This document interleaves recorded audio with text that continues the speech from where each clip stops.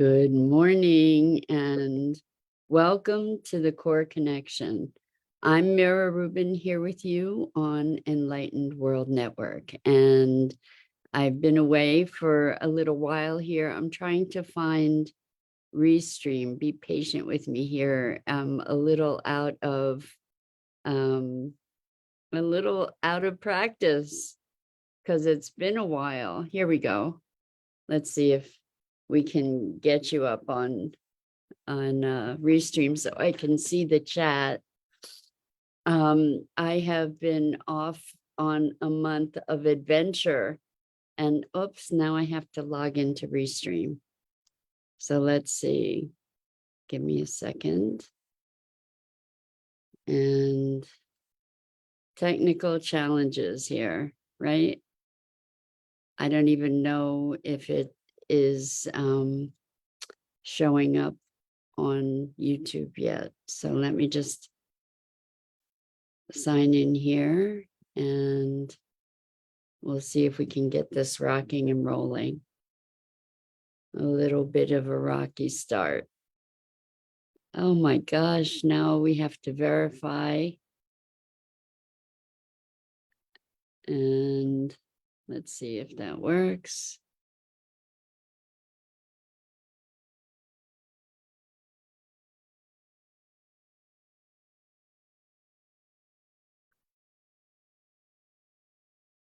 Okay.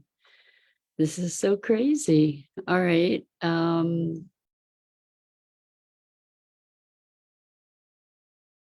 They send these pictures to verify that are very fuzzy and hard to interpret. And let's see if we got it. Oh my gosh, bicycles. Okay, this is crazy, guys. I apologize.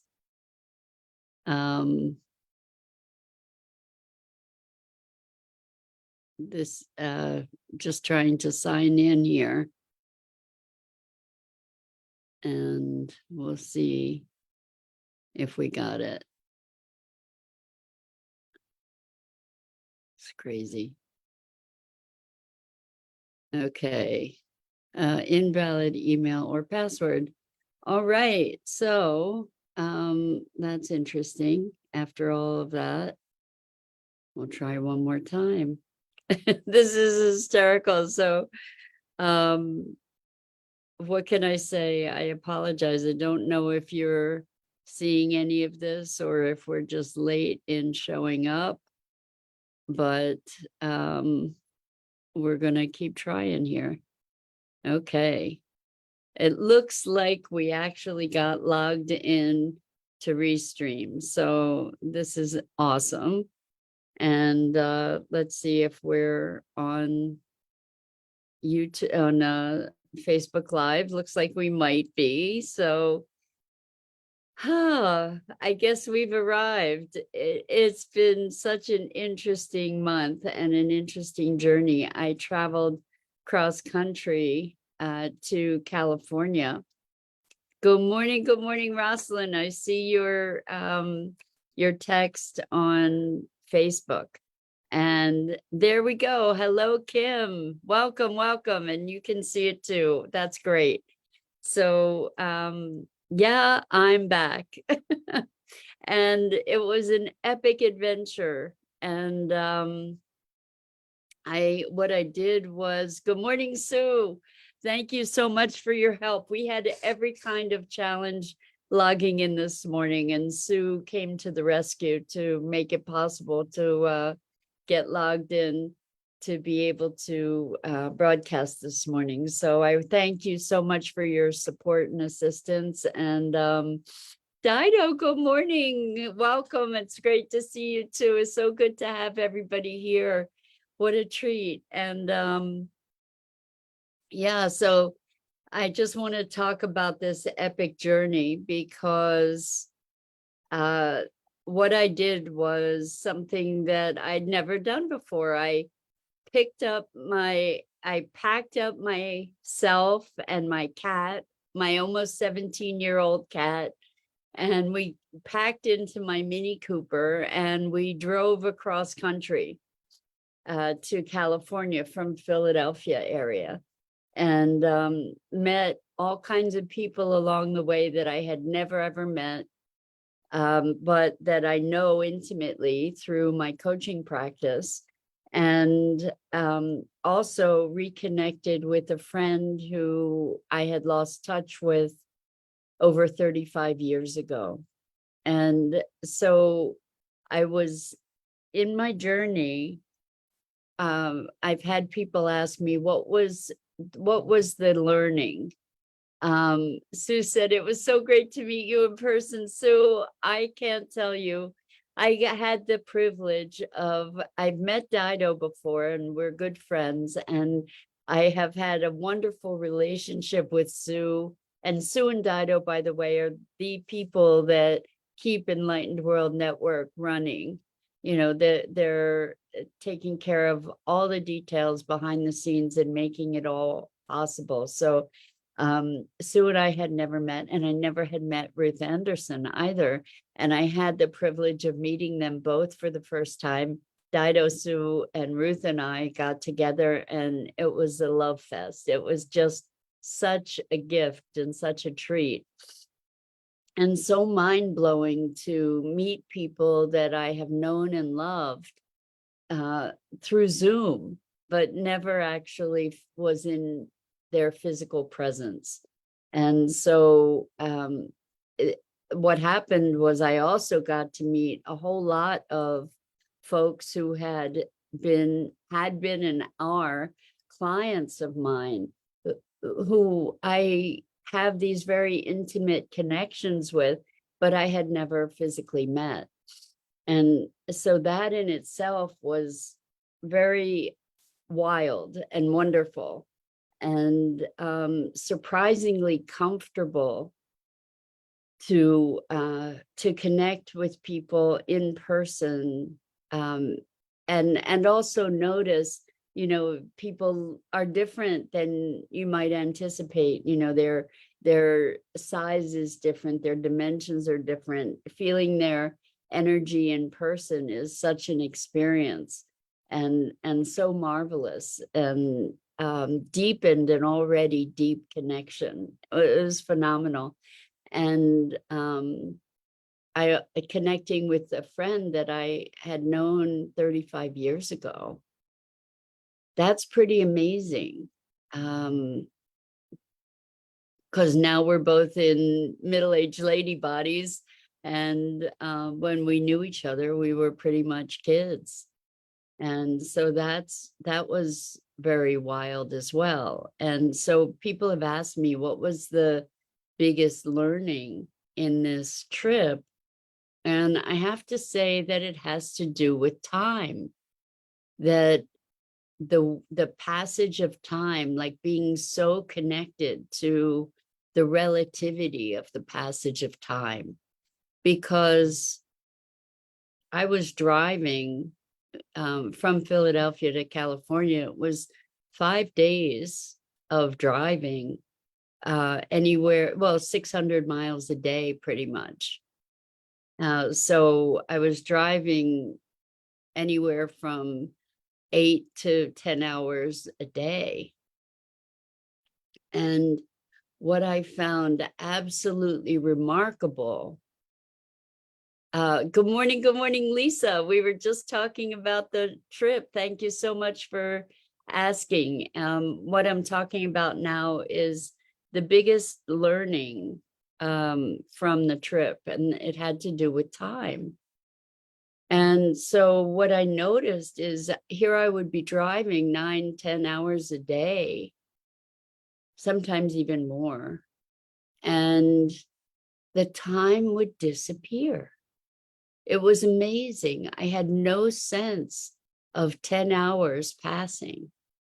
And there was only one time in the 10 days of driving that I had that I felt impatient. And what I noticed was that all the other time, what allowed that time to pass was presence, just being in awe of everything there was to see. I was so engaged in everything that was going on, that, or that the changing scenery, that I had no sense of time. So Dido says 600 miles a day on average. Wow. Yeah, it was. It was about 600 miles a day. And you would think that that would be grueling and exhausting, but I wasn't exhausted. And Lisa says driving this long road puts you into a meditative type state. For sure. So years ago, I was a sales rep, and I would drive a lot. I would drive about 1,000 miles a week, which is very different from 600 miles a day, but still, I drove a lot, and I found it to be very meditative. In fact, a good portion of the time that I was driving, I didn't listen to anything. I mean, I had books on tape that I listened to part of the time, but a good part of the time was just in silence and just observing the spectacular country that we live in. I had never driven across country before, and the scenery, oh my gosh, what a remarkable land we live in, and what a remarkable planet. The formations of rock, the mountains, the deserts. It was extraordinary to be exposed to this amazing variety of landscapes. And so when I noticed myself on the last leg of the trip was from Columbus, Ohio to Philadelphia, and it was one of the shorter legs. It was 7.5 hours.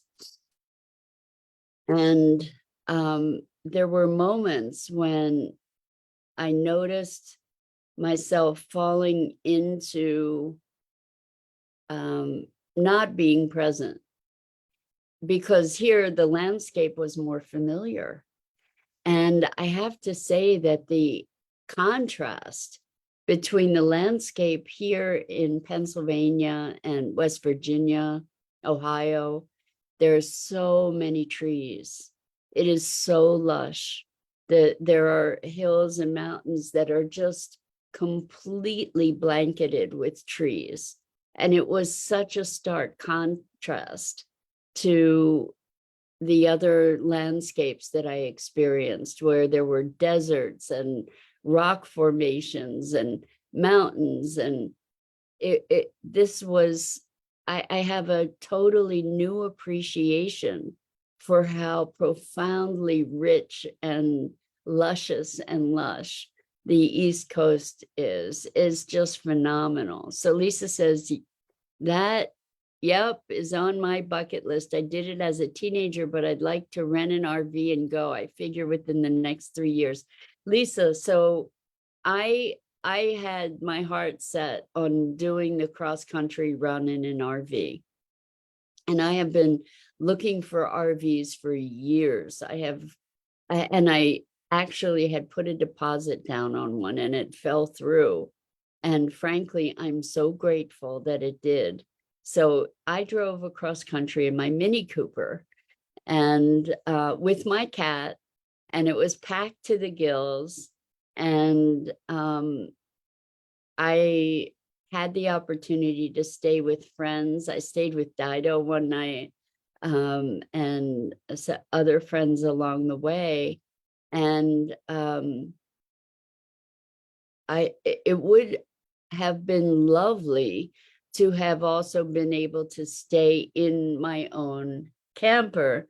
But after years of research and having definitively decided on the RV that I wanted, after this trip across country, I changed my mind to believe that I would like to have a Sprinter van, a camper van, that's a lot smaller, that I can park wherever I go Dido says we camped out in my backyard. We did. It was the one time I got to use my tent. I had a tent and a sleeping bag and a sleeping bag pad. And Dido and I put up the tent in her backyard and we slept in there with my cat. And it was so fun. It was one of the highlights of my entire trip, Dido. So, and then Dido and I went and spent time in Crestone, Colorado. The trip was absolutely magical, truly, with all the wonderful synchronicities that happened. And I want to come back to this notion of time, because there was what's different now that I'm back is that there is a deeper sense of flow. At least that's what I'm noticing at the moment. Like coming back home, I came back to a house where mice had a field day. They just found the party house and invited all their friends because there was mice carnage everywhere. So I spent a lot of time cleaning things that I would not normally have cleaned. And what I noticed in doing that is that there was a groundedness that came of that, a sense of connection to space. And why I'm connecting this with flow is that I had all these things to do, coming back home. And what I noticed was that I was doing different things than I thought I would be doing upon reentry. I cleaned out my car. I took my time and I was in this flow of just allowing things to unfold without stressing about it. And that's really what this month taught me. There was in the traveling, in the driving, there was not a drive to get there. It was just being on the road and allowing things to just unfold and taking it easy and being where I was when I was there. And I think that that's the secret to maybe transcending time, because time, in my experience anyway, and you can let me know if this is your experience too, time has this ability to expand and contract. And so much of our lives are driven by all the things we have to do, and we create this urgency and this panic and this tension around time. Too much to do and too little time, and we rush and we struggle against time and we resist and I let go of that somehow, and let's hope it sticks, right? But where the urgency isn't there. I mean, there's stuff to do, there's stuff that's calling for attention, and I can take care of those things. If I find myself getting tense about time or production or doing, I just bring myself back to being present, which is what happened. I was really conscious of this was in the last leg of the trip, because there could be this eagerness to get home, right? And that would take me out of being where I was. And what I allowed myself to do is to bring myself back to presence as I was driving, like I had never been there before, like I had never seen the scenery. And it was so rich to allow that gift to myself to say, okay, come home, be present, come home to being here in this moment. And what I'm noticing is that if we're able to, the more we're able to be in the moment, the more life flows, the more things that need attention get attended to. So there were lots of things that presented themselves for attention when I came home that I hadn't had on my agenda, and I could have gotten myself into a state about having to divert my attention from what I thought I should be doing to the things that were calling for my effort and energy. But instead, what I noticed is I just allowed myself to be present to it. And there was a tremendous sense of ease, and all these things got done that I didn't even know needed doing, and got done in a way that was full of ease, easeful. I don't think that's a word, but let's make it. So this thing about time is,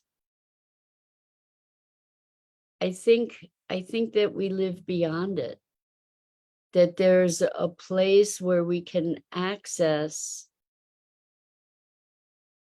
dimensions of time that are completely non-linear, that we can actually breathe into and be present to what is here in this moment.